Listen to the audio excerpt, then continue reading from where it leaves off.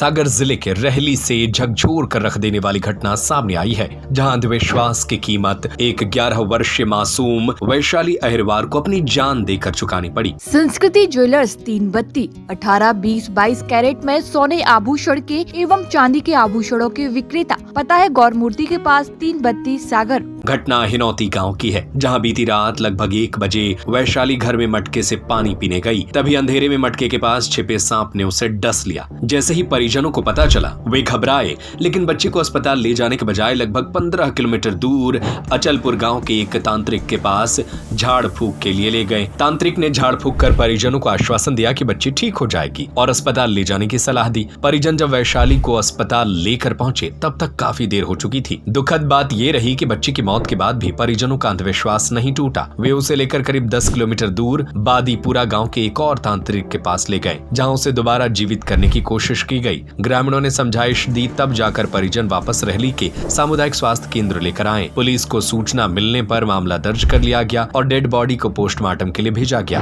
बच्ची को सांप ने काटा। कहाँ काट लिया? पैर में। कहाँ रह रहे थे आप? घर पर से हिनौती। मकान खेत में रह रहे थे नहीं, क्या? मकान में, घर ही गाँव में। तो क्या आप फिर कहाँ ले गए उसको? उसको पहले अचलपुर ले गए हैं, फिर अस्पताल लाए।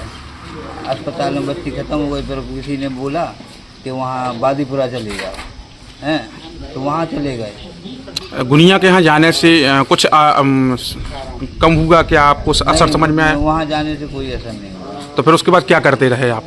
1 बजे की घटना है, 4 बजे वहाँ अस्पताल आ गए, तो वहाँ जाके और वहाँ से वापस आए, तो अस्पताल में आए, यहाँ बच्ची खत्म हो गई। गुनिया का कहना क्या था? ठीक हो जाएगी बस, बस। और ठीक नहीं हुई? ठीक हो गई होती तो खत्म। मना कर दिया ना बादीपुरा में। हाँ। बादीपुरा में क्या बोल दिया? बादीपुरा में बोल दिया कि खत्म हो गई अपने हमारे पास। बादीपुरा में कौन है तांत्रिक? बादीपुरा में कोई पंडा है, मुझको नाम मालूम नहीं। और अचलपुर में? अचलपुर में भी नाम पता नहीं है, लेकिन है पंडा भी, तो अब विख्यात ही पंडा है। इसके पहले कोई किसी को बचाया उनने? हाँ, वो हमारे परिजन लोग बोल रहे थे कि वहाँ अचलपुर में 1 नहीं 1000 केस जाते हैं वहाँ, तो अब वो सब के उस केस चले गए थे। हम लोग दोनों भाई थे, तो मालूम नहीं था, अब कोई साथ में नहीं था यहाँ था, इसलिए जहाँ का मालूम पड़ा तो वहाँ तुरंत ले गए जल्दी में। क्योंकि वैशाली करके एक लड़की को अभी रेडी अस्पताल करीब सुबह की स्त्री है, इसको लाया गया था सांप काटने की शिकायत से, और भर्ती कराया गया था, परंतु दुर्भाग्यवश वो बच नहीं पाई है, जिसका पोस्टमार्टम सीएमएचसी रैली में किया जाकर घर वालों को सुपुर्द किया जाएगा। सर, पोस्टमार्टम के पहले या मृत अवस्था में जब वो थी, तब भी परिजन उसको झाड़ फूक के लिए ले गए?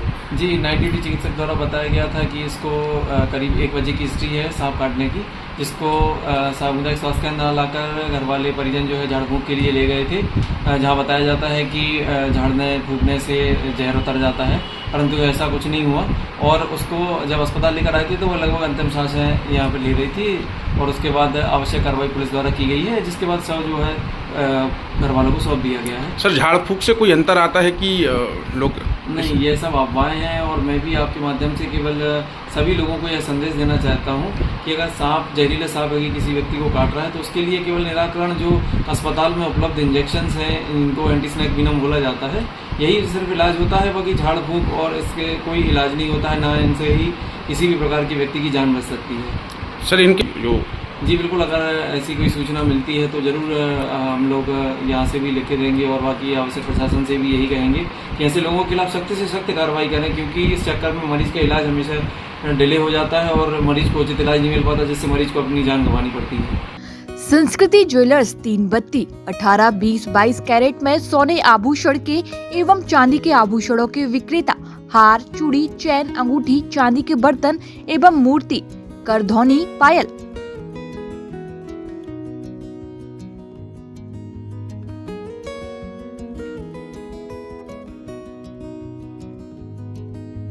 पता है गौर मूर्ति के पास 3 बत्ती सागर।